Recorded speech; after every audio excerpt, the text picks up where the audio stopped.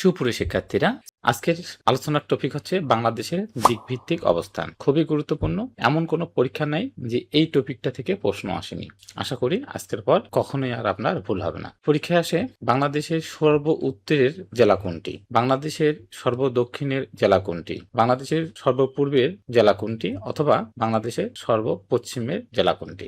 অথবা জেলা না আসে, থানা আসতে পারে, ইউনিয়ন আসতে পারে, অথবা স্থান আসতে পারে। তাহলে সবকিছুই আমরা এই স্লাইডটিতে তৈরি করেছি। আশা করি স্লাইডটি একটু ভালো করে মনোযোগ দেন, আপনারা সারা জীবনের জন্য মনে রাখতে পারবেন। তাহলে যদি আসে উত্তরের জেলা, তাহলে হবে পঞ্চগড়। সর্ব উত্তরের থানা বা উপজেলা, তাহলে হবে তিতুলিয়া। যদি আসে সর্ব উত্তরের ইউনিয়ন, তাহলে হবে বাংলাবান্ধা। স্থান জায়গির জোত। তাহলে উত্তরের চারটা জিনিস: জেলা পঞ্চগড়, থানা বা উপজেলা তিতুলিয়া, ইউনিয়ন হচ্ছে বাংলাবান্ধা এবং স্থান হচ্ছে জায়গির জোত।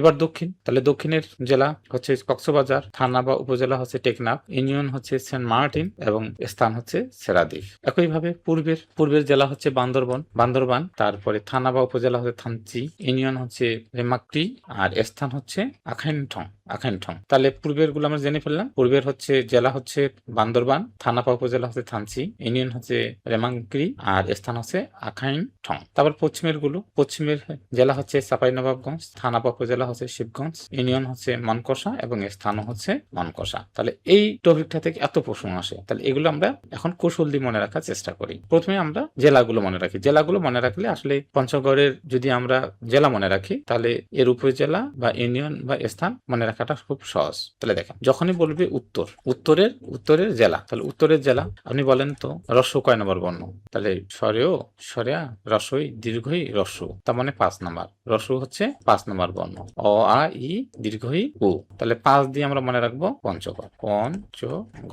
তাহলে আর কখনো ভুল হবে? তাহলে উত্তরের যদি জেলা আসে, উত্তরে আসলে রস্য দিয়ে আমরা মনে রাখবো। রস্য হচ্ছে 5 নম্বর বর্ণ, আর 5 হচ্ছে পঞ্চগড়। পঞ্চগড় মানে 5টা ঘরের সমষ্টি পঞ্চগড়। তাহলে উত্তর পঞ্চগড় আপনার সারা জীবন আপনি মনে রাখতে পারবেন।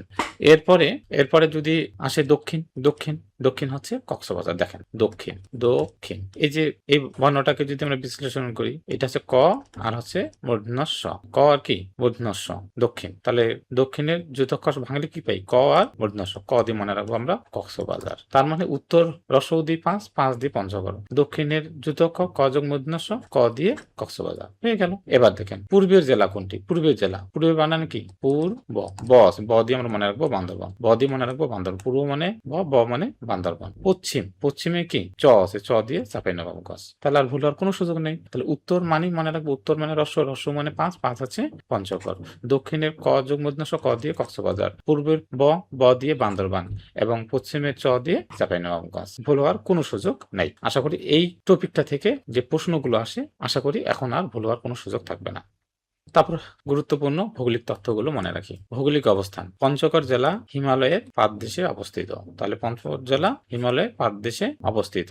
বিশেষ উপাধি: এই অনন্য ভৌগোলিক অবস্থানের কারণে পঞ্চগড় জেলাকে হিমালয়ের কন্যা বলা হয়। দর্শনীয় বৈশিষ্ট্য: পঞ্চগড় থেকে হিমালয়ের কাঞ্চনজঙ্ঘা শৃঙ্গ দেখা যায়। তাহলে 3টা তথ্য মনে রাখবো। আশা করি 3টা প্রশ্ন এসেছে, এগুলো আমরা এখন পারবো। বাংলাদেশের কৌণিক শীর্ষ দিকভিত্তিক অবস্থান খুবই গুরুত্বপূর্ণ। এখান থেকেও প্রশ্ন আসে। বাংলাদেশের কৌণিক শীর্ষ দিকভিত্তিক অবস্থান: উত্তর পশ্চিম কোণ, উত্তর পূর্ব কোণ। তাহলে উত্তর পশ্চিম কোণে অবস্থিত জেলা হচ্ছে পঞ্চগড়, থানা বা উপজেলা তেঁতুলিয়া। তাহলে আমরা পেয়ে যাবো এখন এটা। তার উত্তর পূর্ব কোণে হচ্ছে সিলেট এবং থানা উপজেলা হচ্ছে জকিগঞ্জ। দক্ষিণ পশ্চিম কোণ হচ্ছে সাতক্ষীরা। দক্ষিণ পশ্চিমে কে? সাতক্ষীরা এবং থানা উপজেলা হচ্ছে শ্যামনগর। আমরা জানি এই থানা এবং উপজেলাটা সবচেয়ে বড়। দক্ষিণ পূর্ব কোণে অবস্থিত কক্সবাজার। দক্ষিণ পূর্ব কোণে কে? কক্সবাজার, আর থানা উপজেলা হচ্ছে টেকনাফ। আশা করি এই সিলেক্টটিও খুব গুরুত্বপূর্ণ, একটু আমরা মনোযোগ দিয়ে পড়ে ফেলবো। এখন আমরা প্রশ্নগুলো পারবো। দেখেন, যে বিভিন্ন চাকরি পরীক্ষায় যে প্রশ্নগুলো আসে, বিভিন্ন অ্যাডমিশন টেস্টে যে প্রশ্নগুলো আসে, এগুলো আমরা ইজিলি এখন পাবো। 22তম বিসিএস এবং 14তম বিসিএস যে প্রশ্নটা আসে, বাংলাদেশের সবচেয়ে উত্তরের জেলা। তাহলে উত্তর মানে কি? রস্য কয় নম্বর বর্ণ? 5 নম্বর বর্ণ। আর 5 দিয়ে আমরা মনে রাখছি পঞ্চগড়। 5টা ঘরের সমষ্টি হচ্ছে পঞ্চগড়। তাহলে অপশন আছে পঞ্চগড়, এই আছে, হয়ে গেল।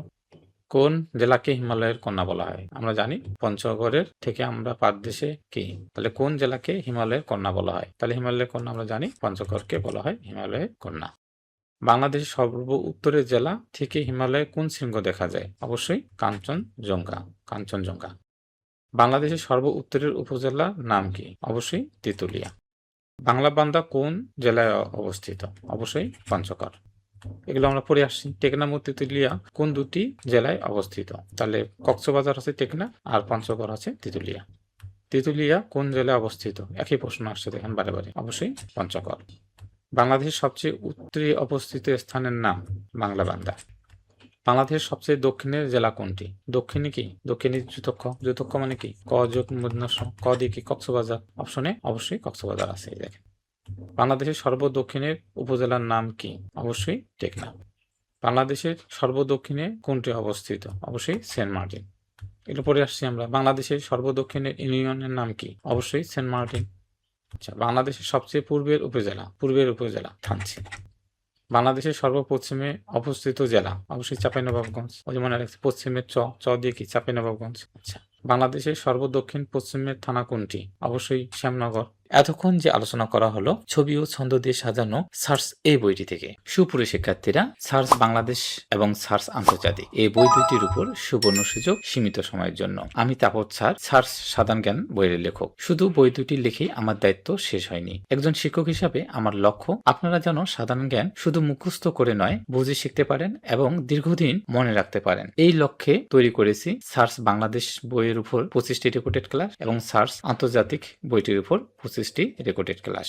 এই হলো আমাদের সার্চ বাংলাদেশ বই, যার মূল্য 450 টাকা, কিন্তু বর্তমান মূল্য 350 টাকা। এবং এই বইটির উপর 25টি রেকর্ডেড ক্লাস তৈরি করা হয়েছে, যার মূল্য 1000 টাকা, কিন্তু সীমিত সময়ের জন্য 250 টাকা। অর্থাৎ বই প্লাস ক্লাস মাত্র 600 টাকা। এই 600 টাকায় আপনি এই ছবি ছন্দের বইটিও পেয়ে যাচ্ছেন এবং এই বইটি আপনি কত দ্রুতভাবে মনে রাখতে পারেন ছবি ছন্দ কোড ও কৌশলের মাধ্যমে, সেই প্রেক্ষিতে 25টি রেকর্ডেড ক্লাস তৈরি করা হয়েছে। একইভাবে আন্তর্জাতিক এই বইটির মূল্য 450 টাকা, কিন্তু বর্তমান মূল্য 350 টাকা। আর এই বইটির উপর 25টি রেকর্ডেড ক্লাস তৈরি করা হয়েছে, যার মূল্য 1000 টাকা, কিন্তু বর্তমান মূল্য 250 টাকা। তাহলে এই 600 টাকায় আপনি এই বইটিও পেয়ে যাবেন এবং এই বইটির উপর 25টি রেকর্ডেড ক্লাস পেয়ে যাবেন, যার মাধ্যমে খুব দ্রুত ছবি ছন্দ কোড ও কৌশলের মাধ্যমে এই বইটি আয়ত্ত করে ফেলতে পারবেন। কেন সার্চ বই দুইটি আলাদা? গতানুগতিক ধারার বাইরে এসে আমরা 4টা পদ্ধতিতে এই বইগুলো সাজানো হয়েছে: ছবির মাধ্যমে, ছন্দের মাধ্যমে, কোডের মাধ্যমে এবং কৌশলের মাধ্যমে। যেহেতু আমি এই বইয়ের লেখক আর আমি 50টি রেকর্ডেড ক্লাস সাজিয়েছি, যার মাধ্যমে এই কঠিন সাধারণ জ্ঞান হবে